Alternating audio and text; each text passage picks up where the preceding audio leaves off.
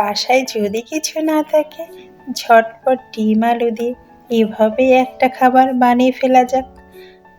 আসসালামু আলাইকুম গাইজ, সবাই কেমন আছেন? আশা করি সবাই ভালো আছেন, আমিও ভালো আছি।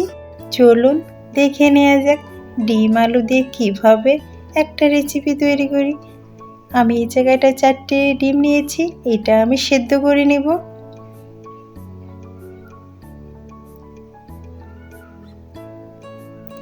কিছুটা আলু নিয়েছি, এগুলো আমি ছুলে সেদ্ধ করে নেব। সেদ্ধ করে এভাবে ভেঙে নেব, বেশি কিন্তু ভাঙা যাবে না, অল্প ভেঙে নিতে হবে।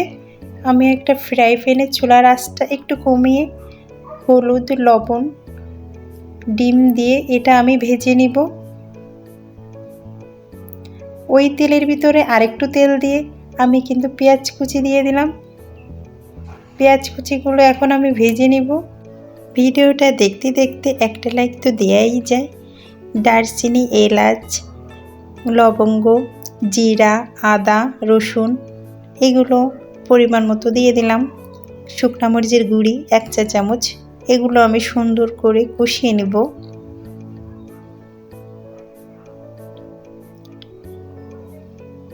এগুলো কষানো হয়ে গেলে কিন্তু তেল ছেড়ে দেবে। এখন আমি হাফ কাপ পানি দিব।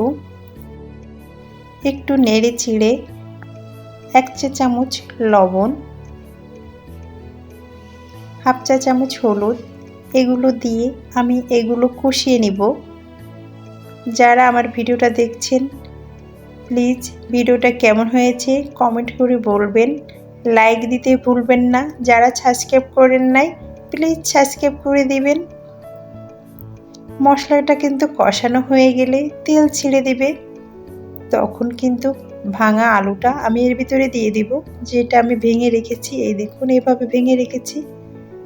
আমি কিন্তু বেশিটা ভাঙিনি, অল্প করে ভেঙে নিয়েছি যাতে আলুর ভালো লাগে খেতে, তার জন্য।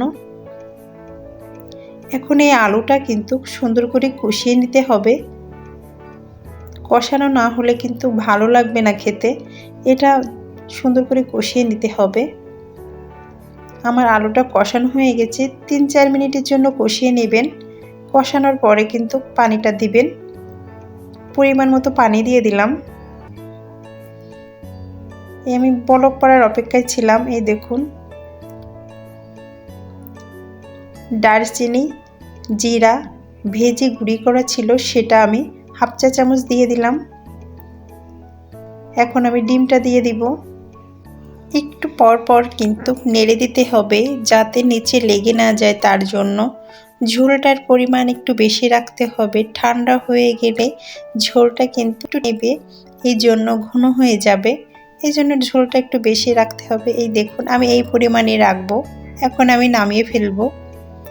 ভিডিওটা ভালো লাগলে প্লিজ লাইক দিয়ে দিবেন, কমেন্ট করতে ভুলবেন না। যারা সাবস্ক্রাইব করেন না প্লিজ সাবস্ক্রাইব করে দিবেন। সুস্থ থাকবেন, ভালো থাকবেন। আবারও ফিরে আসবো নতুন ভিডিও নিয়ে।